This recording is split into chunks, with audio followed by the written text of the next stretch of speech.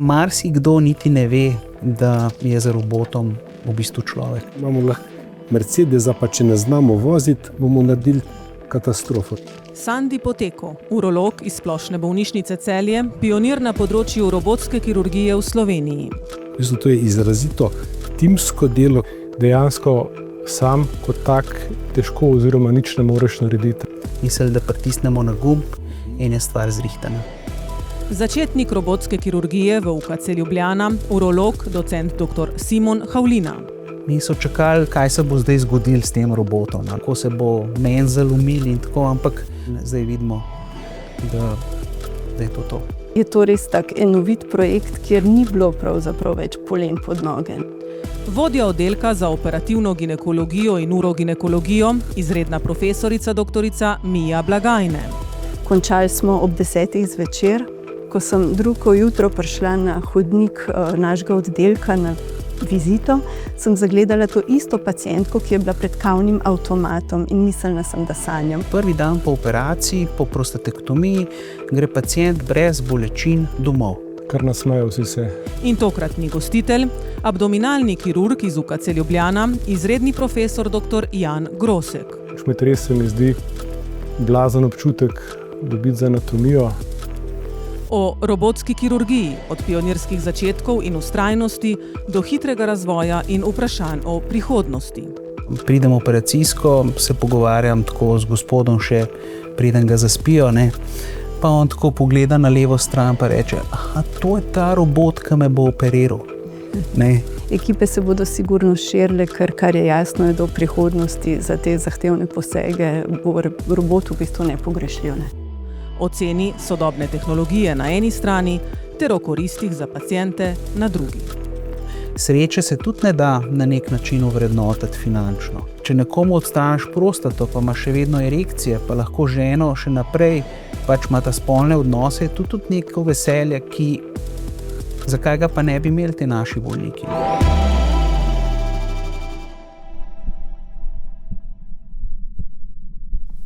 Živijo. Lep pozdrav, kako ste? Ste direktno iz operacijske, z dopusta? Ja, jaz sem naredil v bistvu iz operacijske, sem od včeraj zvečer, danes dopoldan pa nisem bil. Jaz pa pred 1 uro zaključila, ampak dober sem. Mene je dr. Grosek potegnil iz operacijske, bi v bistvu še mogel biti, pa mislim, da bojo fantje zrihtali, tako da. Zdaj, glede na to, da se mi med seboj se poznamo, se srečujemo, za tiste, ki nas ne poznajo, bi se morda malo predstavili,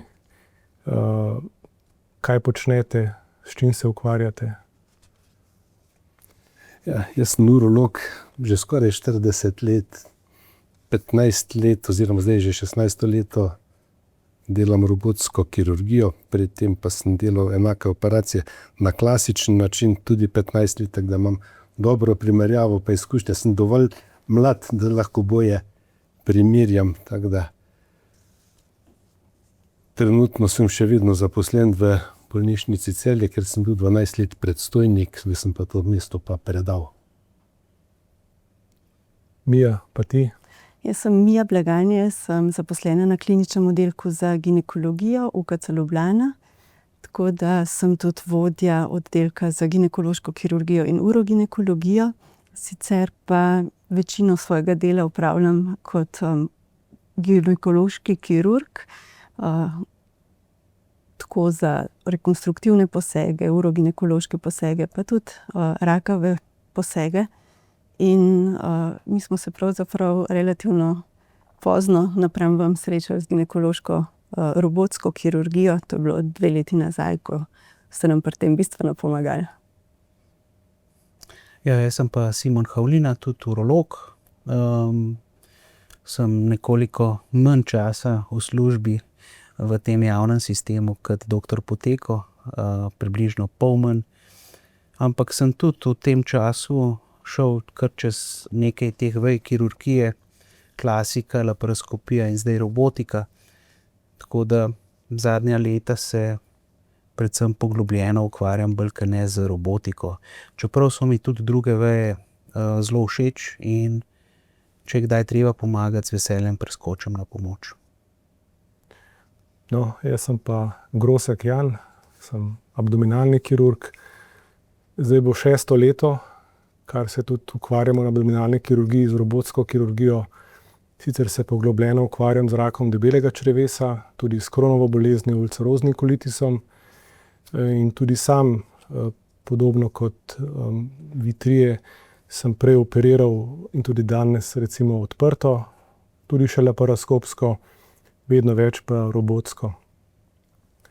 Zdaj, preden bi šli naprej malo bolj poglobljeno, bom rekel, v te različne vidike robotske kirurgije, me zanima, kakšno je bilo to prvo srečanje z robotsko kirurgijo, kakšni so bili prvi vtisi in ali ste pričakovali takrat, se to je težko biti, bom rekel, pameten, da bo ta kirurgija doživela tak razmah. Sicer imajo dame prednost, ampak bi vseeno prosto tebe, Sandi, ki veljaš v slovenskem prostoru, pač to lahko rečemo za pionirja robotske kirurgije, pa bi te prosil za tvoje vtise, pa morda potem tudi se lahko navežeš na to, o čemer smo se pogovarjali malo prej, preden smo začeli snemati, te težave, v bistvu, ker včasih imamo ali pa imajo ljudje, tudi strokovna javnost, občutek, da robot kar pade iz neba, če se malo pošalim. Pa me zanimajo tvoji vtisi, pa tvoje razmišljanje o tem. Ja, jaz sem delal kot urolog klasične operacije. Na prehodu v novo tisočletje se je pojavil robot, najprej v Ameriki, nekje po letu 2005, pa tudi v Evropi. Takrat, ko sem to videl, skoraj nisem verjel, da je to možno. Leta 2007-2008 sem se začel zanimati in dobil sem kar dobre podatke, šel sem si tudi ogledati robotsko kirurgijo in ko sem to videl, sem začel verjeti, da je to ena od možnih prihodnosti kirurgije. Minimalno invazivna kirurgija, laparoskopska je že bila na pohodu, dokaj težka. V urologiji, predvsem pri zdravljenju raka prostate, so jo nekako dali za nekaj časa na stran, ker je bilo mišljeno, da v bistvu prostato težko odstranimo laparoskopsko. Robotika pa je bila ena nova priložnost in leta 2010, po 2 letih raznih dogovarjanj, prepričevanj, prošenj, sodelovanj z raznoraznimi institucijami, smo v bolnici Celje napravili prvo robotsko operacijo. Če gledamo zdaj za prostato, prva prostata robotsko je bila odstranjena leta 2000, v Celju 2010, pomeni, da smo imeli 10 let zamude, kar ni veliko, to smo bili dosti hitri, tudi če primerjamo z centralno-vzhodno Evropo, smo bili eni prvih. Vse te države, ki so bolj vzhodno od nas, tudi takrat še niso imeli robota. Tako da smo prišli do tega, osnovni pogoj je bil, da si to mogel verjeti. Jaz sem to verjel. Drugi pogoj, ki je bil pa še bolj pomemben, je pa, da si bil vztrajen. Številni vzponi in padci so bili, da smo speljali to. Še ko smo začeli z robotsko kirurgijo, so bili vzponi in padci raznorazni, tako da še potem se je bilo treba še bolj truditi, da smo nadaljevali, vzdržali in da se je robotika razširila. In vidimo, da pot je prava. Pa je bilo takrat, bom rekel, pri tebi v bolnici, pa tudi širše, je bilo veliko dvomljivcev ali si čutil podporo kolektiva, bom rekel, tudi vodstva bolnišnice ali... Ja, to moramo omeniti 2 človeka. Seveda, ko sem prišel na to idejo, poskusimo speljati robotiko, sem najprej šel k strokovni direktorici bolnice. To je bila magister Nanika Škrabl in ona je to verjela. Rekla, prinesi mi podatke, literaturo, jaz sem to prinesel in ona je verjela. Rekla, to je pa zelo dobra ideja. Ona je bila kardiologinja in rekla, če smo na interni naredili velik preboj z koronarografijo pa stenti, vidim tukaj en preboj v kirurgiji in je to podpirala. Posledično je podpiral to tudi direktor bolnišnice Marjan Ferjanc. Ampak ta podpora sama od sebe ni bila zadost, ker začel se je prepričevanje kolegov, strokovni svet, svet zavoda. tukaj so pa že bili ne nasprotniki, ali pa vsaj skeptiki. Ko smo nekako skozi to šli, naredili smo cel elaborat, plan, kako bi to speljali. Ko smo tukaj nekako v bolnišnici prišli skozi, se je začelo naslednje obdobje RSK za kirurgijo, takrat je bil en član urolog, profesor Tršinar. RSK tam seveda so pozdravili pobudo, ampak takoj pa tudi niso mogli reči, da bi to, kar se speljalo, vedno se je končalo pri denarju. Potem smo imeli zdravstveni svet kot organ ministrstva, tam je šlo zelo težko, na to pa še zavarovalnica. In preko vseh teh institucij, da si prišel, je bil kar zelo težek začetek.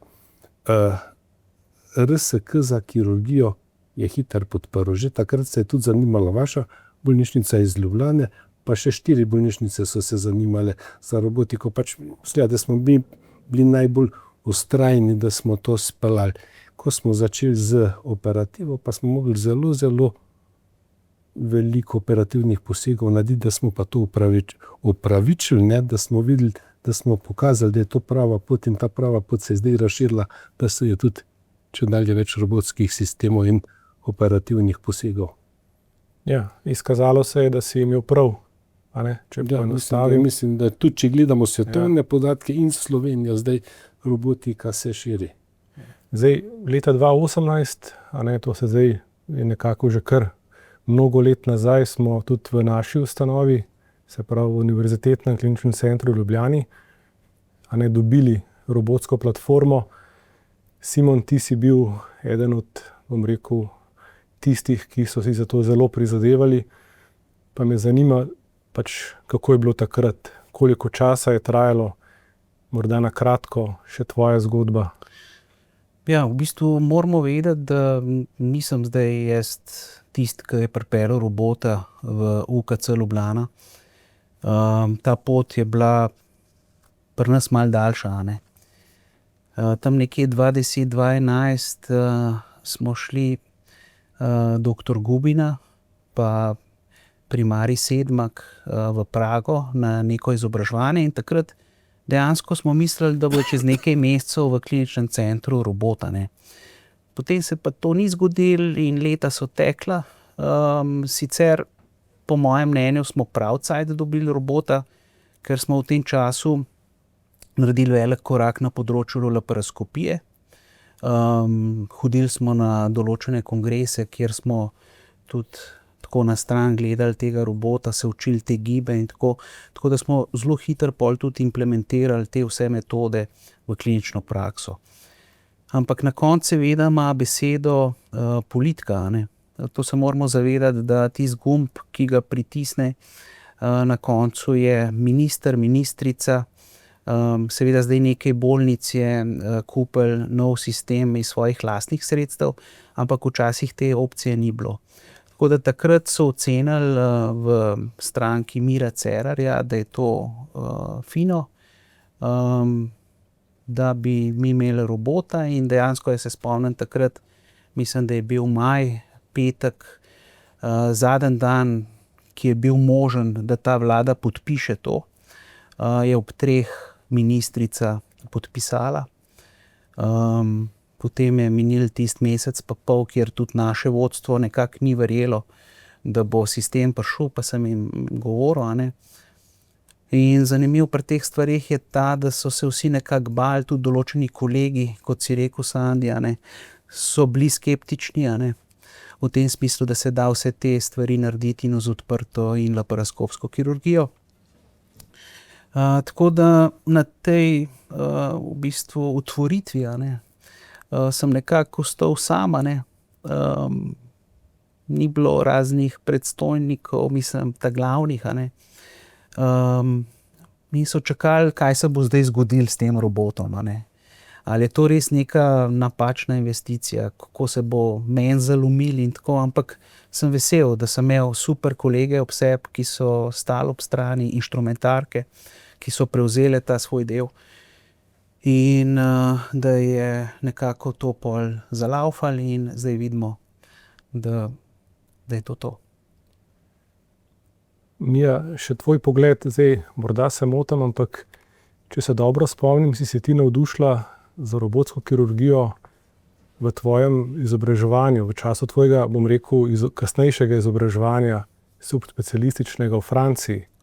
A je temu res tako, ali se dobro spomnim? Se mi zdi, da si takrat prišla nazaj v enem obdobju in si rekla, ja, to je to, a ne, večina stvari, ki jih mi delamo laparoskopsko ali pa za katere je veljalo, da so za laparoskopijo tam delajo že z robotsko platformo.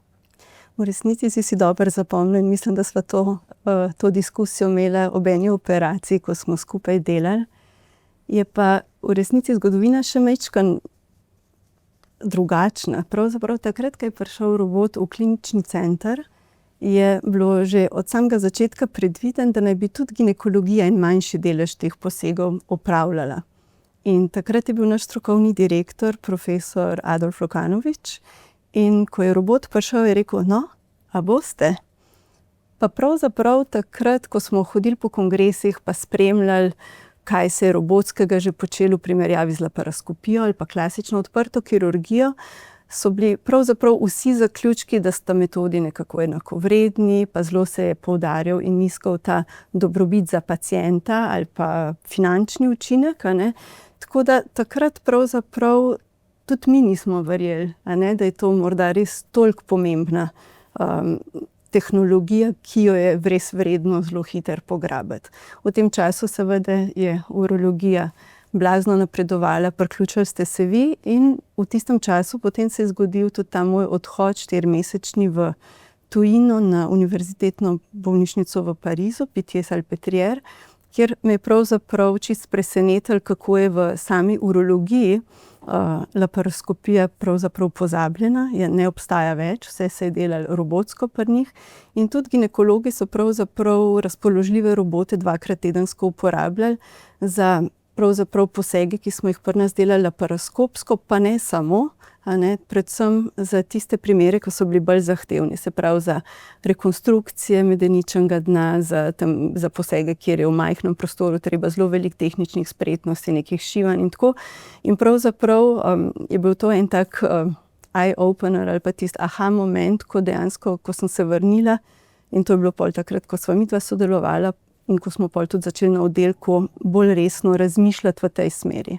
Potem pa se veste, kako je, a ne? Če je človek sam, tako kot si bil ti, Simon, so stvari težje in se včasih ne premaknejo. In potem se je en tak drug moment zgodil, ko sva enkrat s kolegom dr. Vidom Janšo, ravno tako pri eni operaciji, ko je tudi on nekje videl, kaj vse delajo z robotom ginekologi na nekem kongresu, rekel, ampak robot, in takrat sva rekla, dejva. In takoj po tej operaciji sva poklicala Simona in se odpravila v 8. nadstropje in pravzaprav v zelo kratkem času, parih mesecev, smo potem dejansko tudi naredili prvo operacijo v ginekologiji.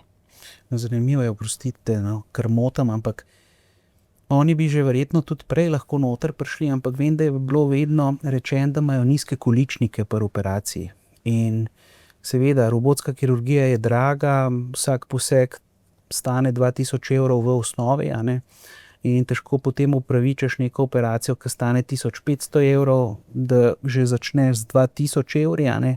Ampak takrat, ko ste se pa potem odločili, tako kot je rekel Sandi, da moraš biti osredotočen in vedeti, da imaš prav, takrat je šlo pa pol gladko. Ja, in to blazno v resnici, ne, kar je nas zelo presenetilo, je tudi to, kakšen suport je bil na strani vodstva ginekološke klinike, potem pa tudi tako, kot vsak nov projekt, in to je bil za nas zares nov projekt, kjer moraš vključiti, se pravi, en človek ni nihče, a ne, se pravi, cele ekipe, od inštrumentark do, se pravi, vodstva, kalkulacij, ki se zadaj naredijo, pravzaprav se je zdelo, da je to res tak enovit projekt, kjer ni bilo pravzaprav več polen pod noge, ne.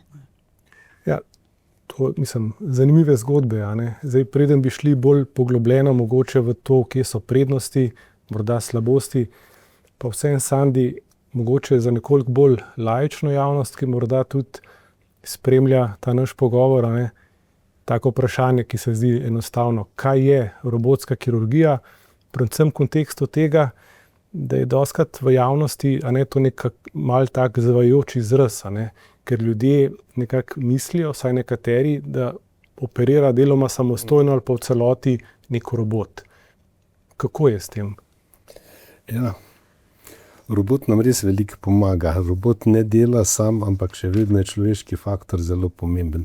V bistvu robotska kirurgija je kirurgija skozi majhne luknjice oziroma odprtine, skozi katere vstavimo inštrumente in kamero. S to kamero vidimo veliko boljše trodimenzionalno sliko, povečano, in se te inštrumente zelo natančno vodimo in operativni poseg v bistvu lahko naredimo skozi manjše luknjice, bolj natančno, ampak inštrumente vodi operater. Se pravi, človek še vedno vodi robota, sicer ni ob mizi, ker ta robot operira, ampak sedi na konzoli, gleda v ekran in vodi te inštrumente. Ob mizi pa še vedno potrebuje asistenta, inštrumentarko, se pravi, cel tim mora biti, da bi samo operater vodil operacijo ali speljal operacijo.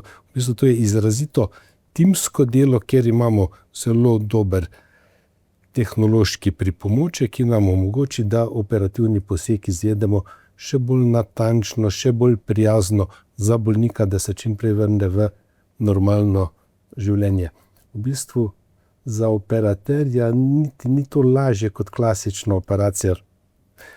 Težje se je naučiti, tudi včasih je odločitev, kako je speljati, težja, ampak če vzamemo skupno, je pa veliko dobrobit in za bolnika, kot tudi za sam sistem. Ker večkrat se pogovarjamo o teh financah, kot je že Simon rekel, da je dražje. Je dražje, samo so tudi prihranki, so pa v bistvu to prihranki ne za bolnišnico, ampak generalni prihranki, ki se da nekako ovrednotiti, ni pa to denar, ki bi ga fizično bolnišnica prišparala.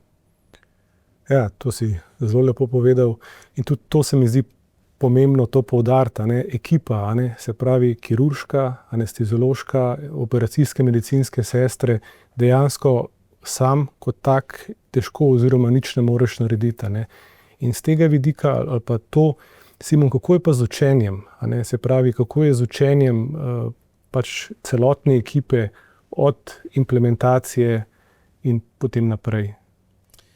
Ja, jaz, ko sem prvič stopil v stik z robotsko kirurgijo, ko sem slišal zanjo, sem si mislil takole, da pač to je za tiste kirurge, ki ne znajo čisto dobro operirati, pa rabijo pol robota, torej ne znajo laparoskopije. Tako da nekako so vedno govorili, da ko delaš laparoskopijo, potem, ko greš na robotiko, je to tako, kot da bi se v en boljši avto usedel. Ne.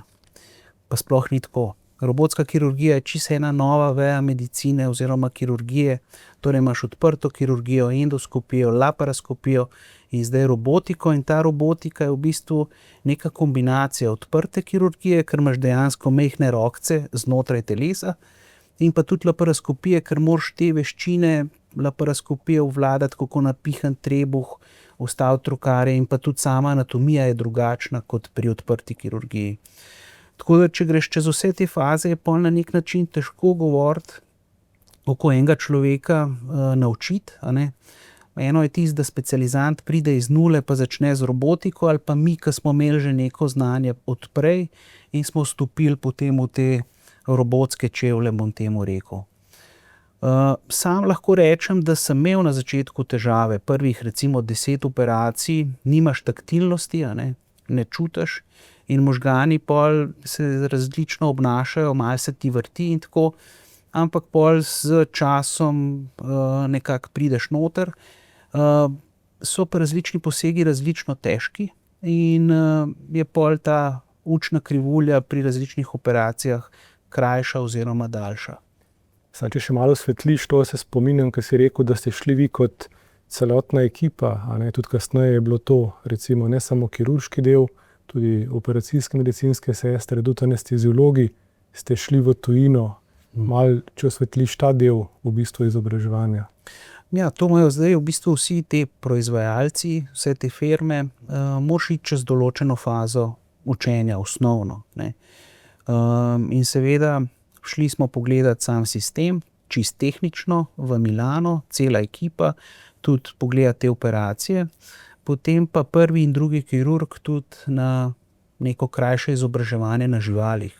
To smo šli v Italijo, v Napoli, Potem smo pa kar že začeli, ne, z samo operativo, ampak je bil zraven nek mojster, proktor, ki je seveda znal to operacijo speljati do konca, ampak je tebi pustil, da delaš in te nekako popravljal, ti pomagal. Mi imamo srečo, da sta dve konzoli, a ne, to je lažje, potem komuniciraš med sabo in na ta način potem smo dokaj hitro usvojili te osnovne operacije, ki jih izvajamo v kirurgiji. Seveda tudi inštrumentarke so šle čez posebno tako šolanje, anestezija. Kako je pa zdaj to pri vas, Mija, Sandi, mogoče s to edukacijo, zdaj, ko ste pa, če lahko tako rečem, pravzaprav že, a ne, v tistem, ne bom rekel platoju, ampak ste na nivoju, ko lahko pravzaprav suvereno naredite vse operacije. Ja, edukacija ni enostavna. Imamo edukacijo operaterja na konzoli in edukacijo asistenta, da nam pomaga ob mizi. Večinoma so klasične operacije opravljali 3 zdravniki. Tukaj operacijo naredita 2 zdravnika, ali pa velikokrat specialist pa specializant. Tukaj je nek prihranek, ki ni nikjer viden ali pa obračunan za isto operacijo 2 zdravnika ali pa 3 zdravniki, ne?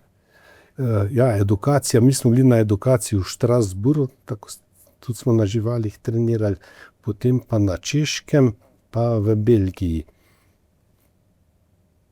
Ni enostavno, ne? V tujini ti pokažejo, kaj veliko pa ti ne pustijo, da bi sam delal, ampak mi smo potem dobili proktorja iz Češke, tako da smo začeli te operativne posege. Na začetku smo imeli izkušenega laparoskopista, tudi primarij Vodupja je bil soudeležen pri prvih operacijah in potem smo bili 3 kirurgi na konzoli, ki smo bili izurjeni. Potem se je pa začela edukacija mlajših kolegov na konzoli, pač vi imate 2 konzoli, nekako lažje, kot pri nas, ko se moramo malo presedati, ampak pač imaš dovolj izkušenj.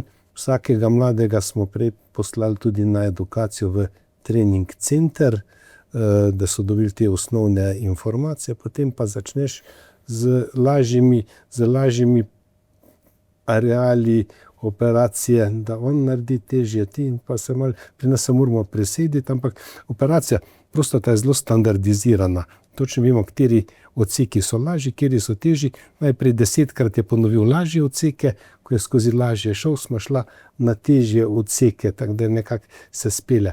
Ampak tudi pri tej edukaciji, ne, izplen ni 100%, niso vsi za to, tako da jaz ocenjujem nekje izplen 30% tistih, ko smo jih začeli educirati, je speljalo. Na račun česa? Na račun česa? Ni šlo. Človeški faktor. Vztrajnost tudi? Vztrajnost. Problem mlajših kirurgov je zdaj, da tudi nimajo toliko izkušenj v klasični operativi. To bo sploh problem, ki bo čedalje bolj izrazit. Mi smo imeli izkušnje iz klasične kirurgije, on nima izkušnje iz klasične kirurgije, je lahko bolj prestrašen, kaj se bo zgodilo, kaj pa če se mi zalomi, ne znam klasično rešiti. Tako da tukaj so taka vprašanja, ki so še za rešiti. Tako da ja, tisti, ki spelje, tisti, ki je ne talent, ampak ki je sposoben, da se ne ustraši robota, lahko spelje. Jaz sem na lastnih izkušnjah videl, niso vsi speljali. Mija, tvoje izkušnje? Zdaj pri nas trenutno sva 2, ki robotsko operirava, še dr. Vit Janša. Je pa ravno tako, da smo prav ta teden naredili načrt, kako bomo širili ekipo. In najverjetneje bo en gro tega izobraževanja pravzaprav predaja znanja, tako kot pri drugih sicer kirurških veščinah, laparoskopskih ali pa odprtih. In ravno to, kar je že Simon rekel, to, da imamo 2 konzoli, ali pa to, kar ste rekli, je pač prednost. Se pravi, to pomeni, da vsak lahko naredi en del operacije, do nekega momenta prevzame drug, pelje mogoče čez težji del in potem nadaljujemo. Tako da ekipe se bodo sigurno širile, kar je jasno, je do prihodnosti za te zahtevne posege bo robot v bistvu nepogrešljiv. Ne? Prednosti, Simon, prednosti za bolnika, za kirurga, ne nazadnje za sistem zdravstveni, mogoče za obremenitev v sami ustanovi Kje ti vidiš največje prednosti, pa morda slabosti robota? Zdaj ne bom šel čisto zelo natančno, ampak recimo pri bolniku vsekakor te prednosti so v tem gibanju inštrumentov znotraj telesa, kjer dejansko narediš neko minimalno travmo, da prideš do tarčnega organa, do tumorja in poškoduješ zelo malo struktur znotraj, ne. Tudi pri laparoskopiji, glede na to, da si omejen s temi ravnimi inštrumenti, si mogel nekaj več tega tkiva žrtvovati, a ne, da si prišel nekam vzadaj noter. Tako da tukaj je res ta plus, da je znotraj telesa res neka minimalna travma, ne. Zato ne imitiraš robotske kirurgije z laparoskopijo, ampak je to tudi prilagajaš tehnike same operacije. In to vidimo. To vidimo pri recimo prostati ali pa ledvici, kjer so bolniki sposobni dan po operaciji domov. Tega prej nismo nikoli videli, ne. Tudi smo delali laparoskopsko, pa niso bili čist okej prvi dan. Drugi dan, tretji dan smo jih seveda spustili domov, tukaj pa prvi dan po operaciji, po prostatektomiji, gre pacient brez bolečin domov, ne. Torej noter si naredil res neko malo travmo, tukaj imaš pa nekaj teh incizijskih ran, ki ne bolijo zelo močno. Zdaj za kirurga seveda, saj nihče se ne vpraša, kirurg trpi ob mizi, stoji ure in ure, laparoskopsko odprto. Tukaj seveda lažje sedeti za konzolo, se malo pogovarjati in tako naprej, ampak te operacije niso toliko kratke, urco, ne, so raje 3 urce, tako da tudi sedeti 3 ure ni prav lahko, a ne. Tako da ta ergonomija, ne, tukaj sem mnenja, da ni tako zelo dobra, ne. Je boljša kot pri laparoskopiji. Je boljša, ja, ker kolen bolel, klete pa rita, ne. Je pa tudi v bistvu zaradi te povečave, vmes občutek, a ne, se lahko zgubiš v gozdu, a ne. Vidiš drevesa, ne pa gozda. Moraš imeti res, se mi zdi, blazen občutek dobiti za anatomijo, a ne. Ja. Ja, in tukaj so pa potem te prihranki, ne. Ko ti pacient reče, da je 14. dan šel na motor ali pa že v službo, tisto, ki hoče delati, seveda pripada mu 3 mesece po operaciji, a ne. Ampak nek tak človek, a ne, gre lahko delati, ne. Tukaj so te prihranki. Potem sreče se tudi ne da na nek način ovrednotiti finančno. Ampak če nekomu odstraniš prostato, pa ima še vedno erekcije, pa lahko ženo še naprej pač ima ta spolne odnose, je tudi neko veselje, zakaj ga pa ne bi imeli te naši bolniki, ne. In tukaj so res visoki odstotki boljših teh funkcionalnih rezultatov pri robotski kirurgiji. Mija, vi ste že od samega začetka, se mi zdi, zelo osredotočeno šli na zelo, bom rekel, težek del bolnic, a ne, in dobesedno in, a ne, bom rekel tako, figurativno, če govorimo, a ne, se pravi bolnice, ki imajo visok indeks telesne mase in imajo največ dobrobiti načeloma zaradi take operacije. Kako ste se odločili za to in kakšne so bile vaše izkušnje pri tem? Razmišljali smo tako, da pravzaprav privilegij imeti robota ne pomeni, da zdaj, ne glede na to, da lahko operiramo čist karkoli bi si želeli, tudi majhne stvari pravzaprav nekako pripade vsaki operaciji, ki nima nekih dobrobiti, in pravzaprav pri zelo debelih pacientkah pa je ta dobrobit, namreč te pri laparoskopski kirurgiji večkrat končajo z laparotomijo, se pravi s konverzijo v odprto operacijo. In pri teh indeksih telesne mase, ki so zelo visoki, ta laparotomija potem zelo velikokrat prinese pooperativne zaplete, zaradi katerih znajo tudi več tednov ležati pri nas, ko se stvari komplicirajo, tudi zaradi njihovega splošnega metabolnega stanja. In v resnici ne glede na to, da je operacija robotska bistveno težja pri debelih, in tukaj govorimo o indeksih telesne mase nad 45 zelo pogosto, a ne, je pa pravzaprav takrat, kadar gre vse tako, kot je treba, a ne, ta učinek, če hočemo na kvaliteto življenja, tudi finančni učinek, če rečemo, ki ga lahko zavarovalnica izmeri, bistven, ker takšna pacientka gre res drugi dan po operaciji domov, napram lahko včasih več tednom, ne samo intenzivne nege ali pa hospitalizacije, ampak tudi več revizijskih operacij, a ne. In ta ena anekdota, ki jo skoraj moram deliti, se pravi po najini prvi operaciji z vidom, takrat smo imeli še popoldanske oziroma večerne termine za urologi, končali smo ob 10:00 zvečer, ko sem drugo jutro prišla na hodnik našega oddelka na vizito, sem zagledala to isto pacientko, ki je bila pred kavnim avtomatom in mislila sem, da sanjam, ker kaj takega drugje ni mogoče.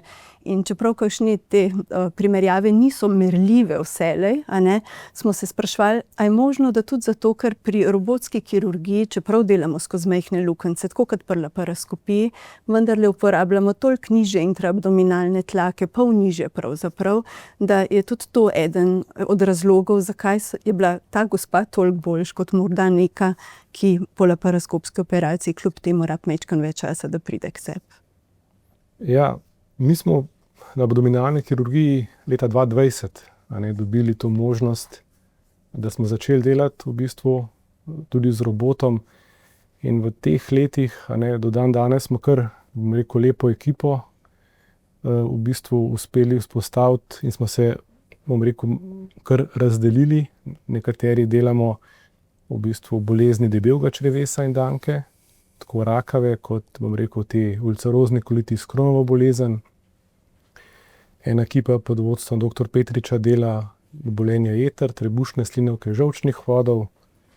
Dr. Sever in njegov mlajši kolega dr. Salobir se ukvarjata z želodci, se pravi rakom želodca, in tudi kompleksne kile. To smo ugotovili, v bistvu, da so kompleksne kile, ki to dela dr. Hobat, da so korekcije z robotskim sistemom zelo v redu za bolnike, bolniki so hitro okrevajo in tako naprej.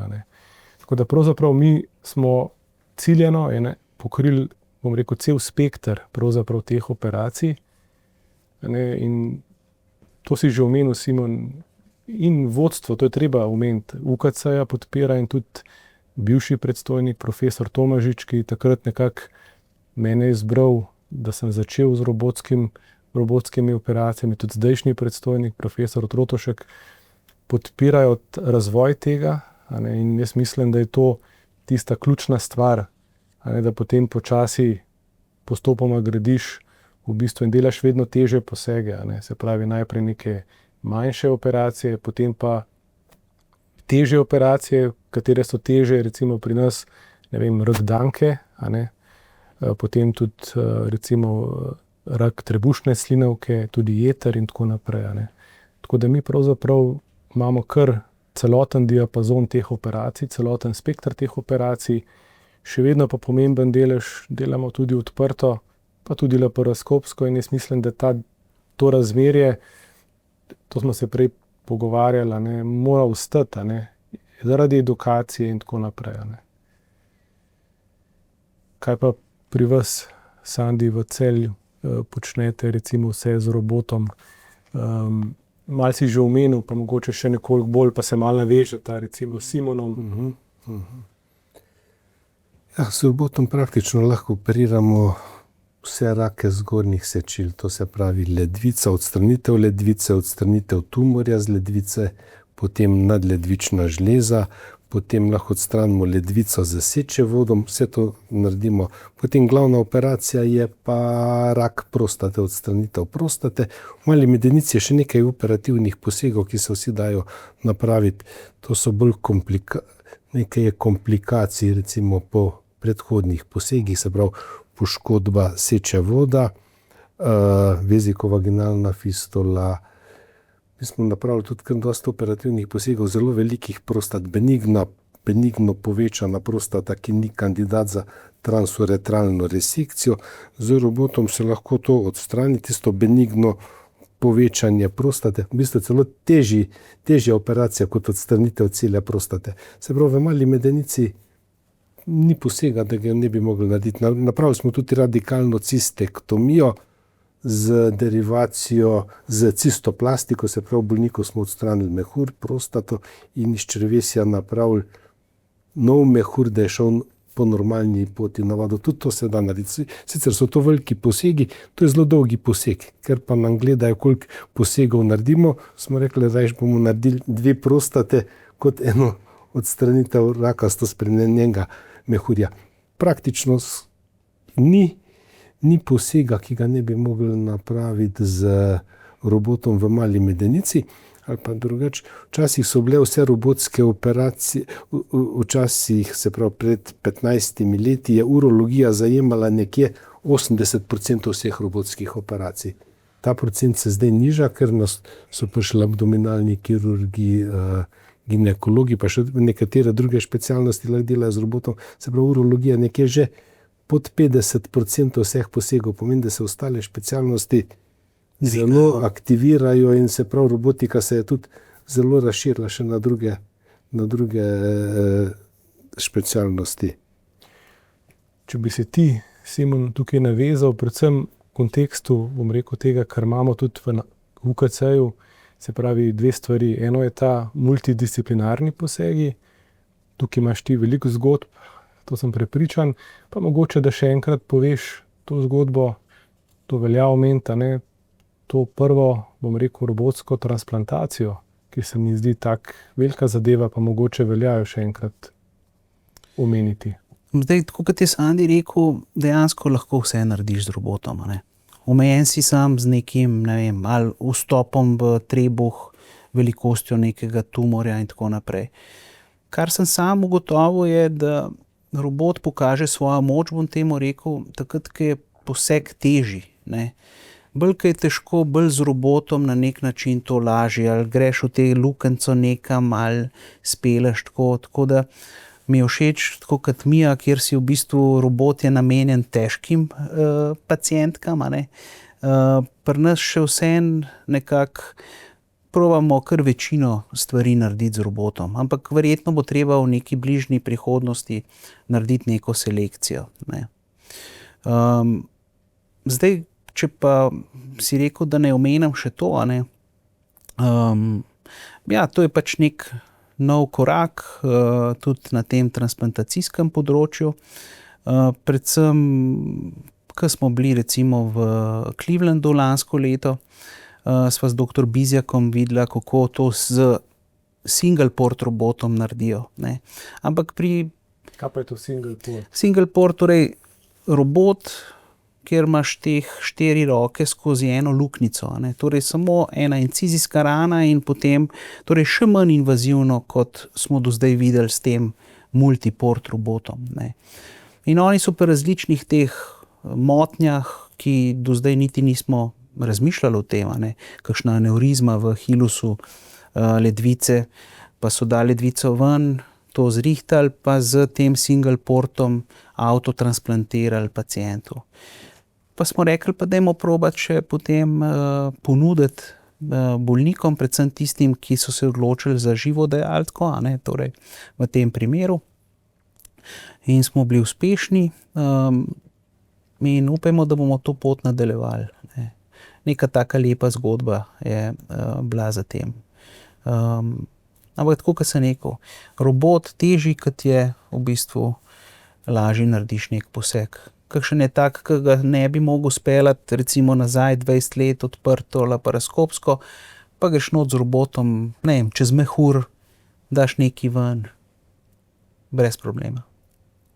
Kar nasmejo si se. Mija.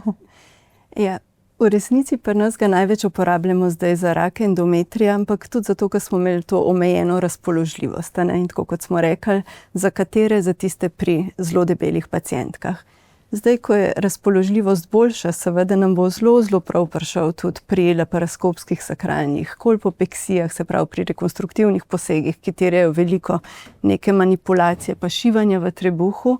Potem, tako kot Simon ve, a ne, tudi takrat, kadar gre za reoperacije s poškodbami sečevodov, fistulami, tudi včeraj sva skupaj sodelovala, kjer je bilo potem treba tudi še neke serklaže abdominalne po onkoloških operacijah pacientkah nameščati.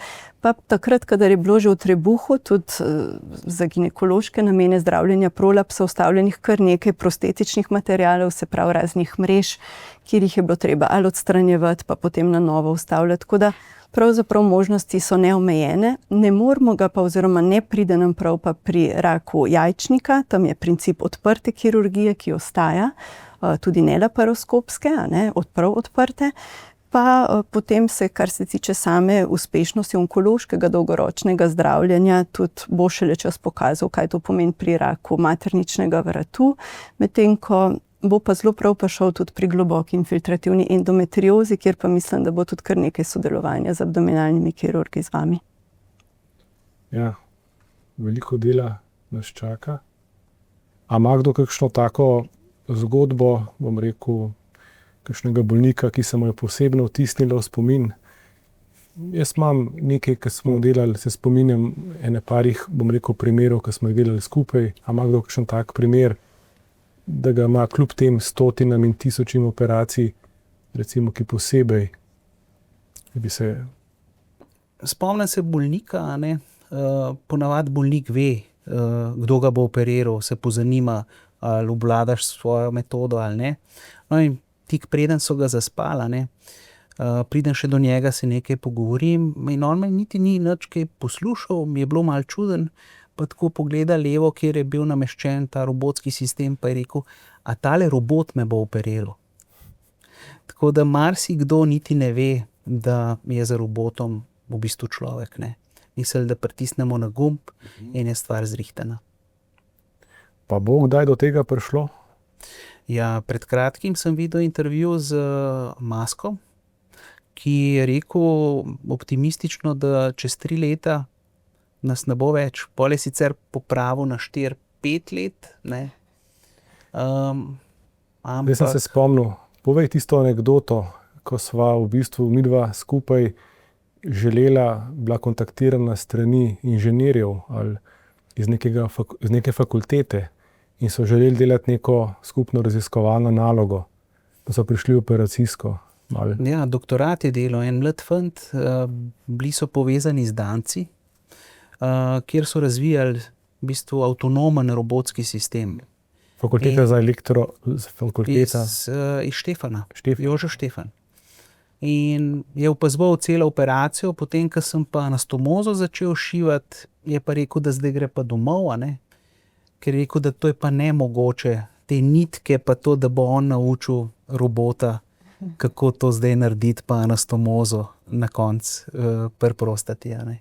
Tako da potem ni bilo ne duha, ne sluha o tem fantu. Tako da mislim, da ne bo čez 3, 4, 5 let, ampak ti praviš, da nikoli, Ne, bo verjetno neka delna avtonomija, se pravi, da ti morda s to umetno inteligenco, implementacijo, se pravi teh slik, CT-ja, magneta, da te bo mogoče opozorilo, kam ne smeš iti, ali pa kateri del, ali pa morda pri uroloških operacijah, pa tudi drugih, recimo, da se bo bolj ali pa lažje identificiral tisti del, ki je rakav ali pa ni rakav. To mogoče bo v nekem doglednem času. Zdaj, da bi pa bila ta popolna avtonomija, da bi vse sam naredil, je pa res, saj jaz to težko razumem pa pričakujem. Sandi, prej si se dotaknil tega, te odprta kirurgija, robotska kirurgija, laparoskopska kirurgija, malo težje vprašanje zate. A je lahko problem v bistvu ta edukacija odprte kirurgije? Če gledamo zdaj malo tako srednjeročno, kar vidimo recimo v zahodnem svetu, da gredo vsi zelo hitro na to minimalno invazivno kirurgijo in bo, če se malo pošalim, zmanjkalo kirurgov, ki bodo sposobni ne samo reševati zaplete, pa tudi reševati zaplete, ampak operirati odprto, ker nekatere operacije bodo vedno zahtevali odprti pristop. Kako pa na to gledaš? Ja, tukaj se razvija problem, ni še nastal, ampak mlade zdravnike se da naučiti robotske kirurgije. So tudi mlajši, bolj spretni, sposobni, ampak nimajo pa izkušnji iz klasične kirurgije. Pri operaciji prostate praktično nobene operacije prostate več ne napravimo na klasičen način. To pomeni, da te operacije skoraj da ne vidijo ali pa izjemno redko, recimo pri kakšni drugi operaciji cistektomija. Ja, ti mlajši kolegi bodo educirani v robotiki, ampak glede na to pa, da bodo imeli primanjkljaj klasičnih operacij, ne? Mi imamo zdaj takšno stališče, da mora biti vsaj en zdravnik na oddelku, ki je sposoben tak zaplet rešiti. Recimo lahko se zgodi zaplet med samo operacijo ali pa zaplet po operaciji, ki ga je treba reševati. To niso potem enostavne zadeve. Tako da tukaj ni tako enostavno, kaj v prihodnosti napraviti.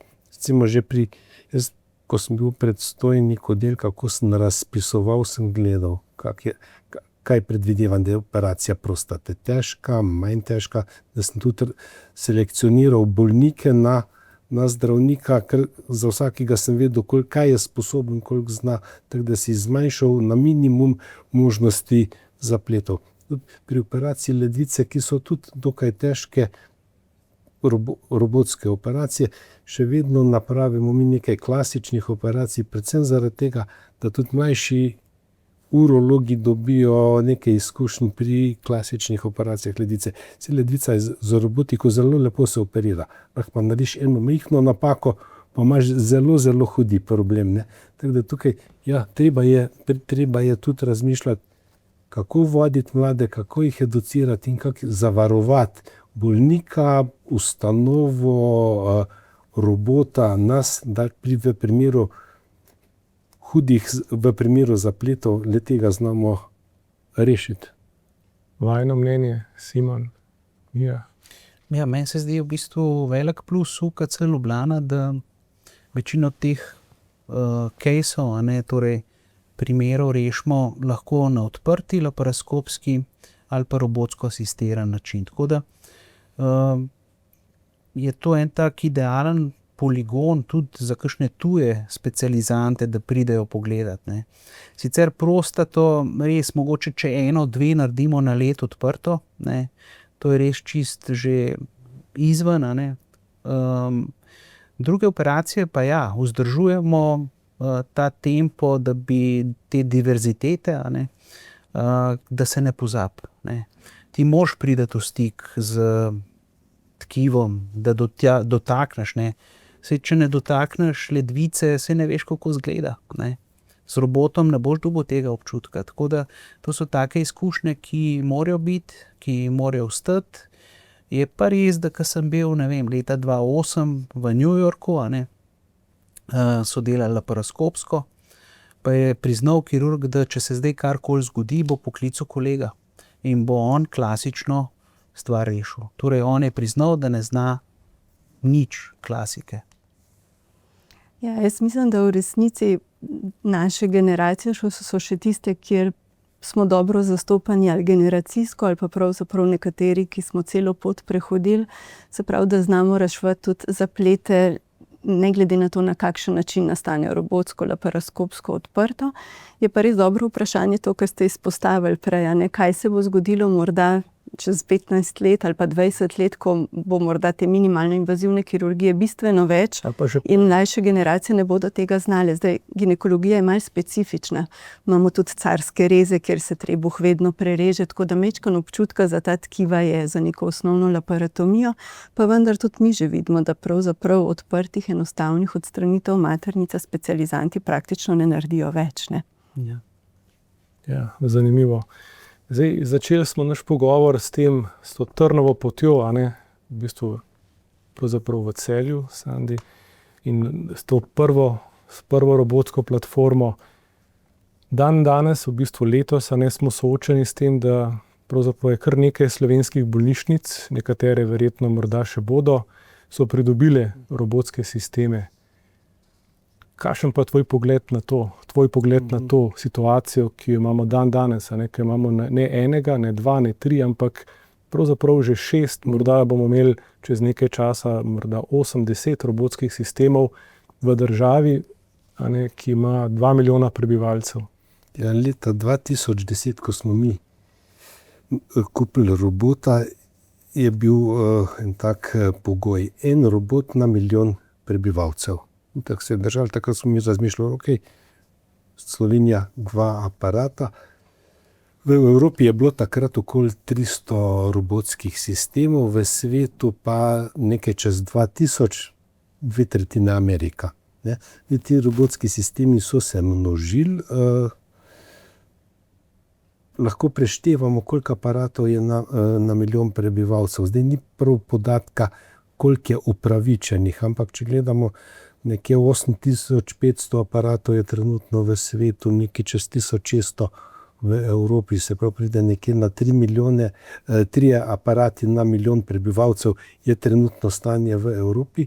Če pa pogledamo Ameriko, ki ima nekaj čez 5000 aparatov že, pa če to razdelimo, pride, da so že oni zelo blizu 14-15 aparatov na milijon prebivalcev.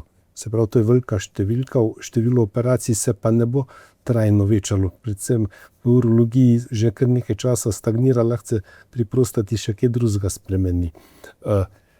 Mogli bi videti, koliko operativnih posegov predvidevamo, da se naredi v Sloveniji lahko z robotom, potem vidimo, kakšna je obremenitev na enega robota in se lahko izračuna, koliko takih sistemov bi rabili. Ko smo mi leta 2016 pa leta 2017 na urološkem oddelku naredili letno 300 operacij, so nam povedali, da je to samo 10% aparatov v Evropi je takrat naredilo 300 ali več operacij. Dobro, pa se je zgodil COVID, da je stvar, številke so šle dol, zdaj grejo pa spet gor. Nekje povprečne številke na aparat so pa med 200-250, poznam pa tudi primere pa ustanove, ker so sami priznali, nimamo bolnikov, naredimo 50 operativnih posegov, kar pa res ni smiselno. Tako da podatki so, treba je pa preračunati, da bodo ti aparati pravilno pa dobro izkoriščeni. Simon, tvoje mnenje, če se moče navežeš, koliko recimo smo naši ustanovi, v bistvu smo kar dobro, kar veliko število imamo operacij na tem robotu. Ja, mi smo jih v lanskem letu v bistvu čez 400 naredili, tako da dejansko smo zelo uporabili ta sistem. Je pa res zdaj, ko sta dva, vidiš, koliko je lažje, da lahko kadarkoli ga uporabiš, a ne. Tudi pač je pa kakšna klasika, pa potem robota, ne. Je lažje, kot pa tiskaj loviš cifro. Ker tukaj je ta problem, če imaš ti neko drago tehnologijo v hiši, a ne, jo moraš uporabljati, a ne. Tako kot avion, Falcon, vsi govorimo o tem Falconu. Bil je drag, uporabljal se je malo in so potem ga uporabljali tudi za prevoze teh organov, kar jaz pozdravljam. Tako da vsaka bolnica mora pri sebi razmisliti, ali bo naredila več kot 200 posegov, če ja, potem se jim to splača. Seveda, če bo zavarovalnica plačala vse te posege, ker zavarovalnica praviloma plača toliko in toliko posegov na leto za vse v Sloveniji, ne. In potem si delimo. Če Celje vzame 300, pa UKC 400, zmanjka, ne, za ostale in bojo delali minus. Se pa moramo zavedati, da to hočeš nočeš je tukaj. Recimo lansko leto na tem kongresu robotskem je imel govor minister za zdravje United Kingdom, ne, torej Velike Britanije, ki je rekel, do leta 2030 bo v Angliji vsaka bolnica imela robota. Ne. Kaj vidimo namreč? Vidimo nove proizvajalce, dejansko kitajski roboti so cenejši, ne. Tako da ta tehnologija se bo cenila, ne, bo ceneje. Mislim, da bo težko na nek način naslednjega robota kupiti, če grem zdaj še malo naprej, ne, za katerega se odločiti, ne. Do zdaj je bilo to enostavno, zdaj pa ne, ker so igralci močni, dobri in težko neko tehnologijo preferiraš. Ja, res je, napredek je silovit, a ne, tako da, ne vem, kaj ne rečem, mislim, da smo kar v bistvu en lep spekter te naše, bom rekel, robotske kirurgije pokrili. Zdaj morda kot nek zaključek, kakšen je recimo pogled v prihodnost, recimo kako vidiš prihodnost te robotske kirurgije, pač v našem slovenskem prostoru, pa tudi širše, recimo Mija. Jaz mislim, da na vsak način bo ostala, je prišla in ostaja in se bo tudi naprej razvijala. Jaz mislim tudi s pomočjo umetne inteligence, morda tudi šlo do neslutenih razsežnosti.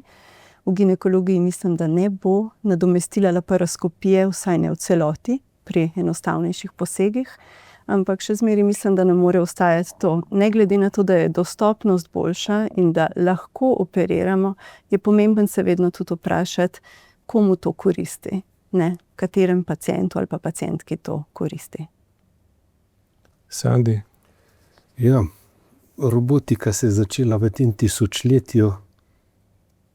Takrat smo bili nekako začetniki, marsikdo ni verjel. Zdaj vidimo, da smo na pravi poti. Sigurno robotika je nek proces, ki se bo nadaljeval. Kaj se bo še vse uresničilo, ne vemo. So že novi aparati, single port, se pravi skozi eno luknjico, pa razne izboljšave. Tako da jaz verjamem, da kot Slovenija moramo zagovarjati, moramo uvajati robotiko, se odločiti, do katere stopnje. Sigurno so na koristi bolniki, sigurno je na koristi tudi zdravstveni sistem in sigurno je to zelo pomembno področje za vse zdravnike, operaterje, da bojo pač delali z sodobno tehnologijo. Je pa še vedno klasična kirurgija tukaj, bo ostala, ker brez nje pa tudi ne bomo mogli oskrbeti vseh bolnikov. A bi morali imeti v Sloveniji zdaj, ko imamo toliko sistemov, neke kriterije, neko formalizirano učenje, ali pač pustimo, da stvar teče, kot teče, da vsaka bolnišnica v bistvu gre neko svojo pot? Ne, absolutno mislim, da bi bilo treba razmisliti o neki sekciji, bom temu rekel, kjer bi se strokovnjaki, ki delamo več to robotsko kirurgijo, povezovali, si izmenjevali izkušnje, ker moramo vedeti, za to konzolo je človek. In jaz sem videl kar nekaj teh kirurgov, ki so zelo slabo delali z robotom. So se zgubljali, so bile velike izgube krvi in dejansko je smisel, da znaš uporabljati neko tako drago tehnologijo, in če so strokovnjaki znotraj Slovenije, je neumen zdaj iskati neko edukacijo v tujini. Tukaj mislim, da smo odprti, in mislim, da bo treba pogledati tudi v to smer. Ravno o tem namreč tudi razmišljava, z tem 4. robotskim kongresom, če naredim malo reklame tudi za kolege, ki bo v aprilu, da bi ravno temu namenila tudi nekaj več besede. Ja, ker se mi zdi škoda, ker Slovenija je v bistvu izredno majhna. 2 milijona prebivalcev, nekaj bolnišnic, in mislim, da bi veljalo se tukaj povezati, da bi stremeli k temu, da se ta draga tehnologija res uporablja. Pač eno je cena, to je zelo pomembno, dobra uporaba, ustrezna uporaba, predvsem pa tudi onkološko pravilna uporaba te tehnologije, ker pač kot si na začetku zelo lepo poudaril, to je v bistvu tehnologija, to je stroj. In vse, kar dela človek. In zdaj samo zato, če imamo robota, to ne pomeni, da je nekdo bodi si dober, bodi si slab kirurg. Pred 10 leti so v urologiji začeli ustanavljati oziroma pripravljati kurikulum za izobraževanje. Vse so ga kar davč pripeljali. Celo sem jaz našega specializanta tja uvrstil. Bilo je zelo drago, ampak nam je uspelo. Kakva je bila pa končna ideja, pa mislim, da ta ideja potem ni dobila končnega rezultata. Želeli so, ali pa plan je bil, da bi vsak kirurg, ki dela s konzolo, ki dela z robotom, imel licenco za to. Tako kot imajo piloti licenco, da lahko pristajajo na tem pa tem letališču, so rekli, bi mi naredili licenco za delo s konzolo, s tem pa tem aparatom. Sicer tiste potem ni čisti šlo, ampak recimo zelo je treba paziti na edukacijo. Zdaj imamo lahko Mercedesa, pa če ne znamo voziti, bomo naredili katastrofo. Se pravi, mi imamo lahko najboljšega robota, če ne znamo delati, bomo naredili katastrofo. Ja, ker imam občutek, morda se motim, pa mislim, da ne, to, kar si ti malo tako med vrsticami rekel, da zdaj, ko imamo spet v bistvu več teh platform, da se mogoče te bolnišnice, pa verjetno je to problem, bom rekel, tudi industrije, a ne, da se išče, bom rekel, proktorje oziroma učitelje iz tujine, ko bi, bom rekel, če govorimo za vse specialnosti, povsem brez problema dobili bodisi iz celjske bolnišnice ali pa iz ljubljanske bolnišnice, ne. Ampak očitno smo mi na nek način tako majhni, ali kako bi temu rekel, nimamo toliko moči, da bi lahko to spremenili. Ja, se bom kar strinjal s tabo. Mija, zaključna misel je tvoja. Zaključna misel bi mogla biti pozitivna. Ja. Ne, tako da jaz mislim, da če pogledamo, kakšna dolga pot od začetka do danes, a ne, če pomislimo, da bo enako strma, kot je bila ta, jaz mislim, da bomo čez 10 let zelo daleč. Potem bi se vam pa najlepše zahvalil za pogovor in upam, da se vidimo kmalu tudi kje drugje. Hvala lepa. Hvala.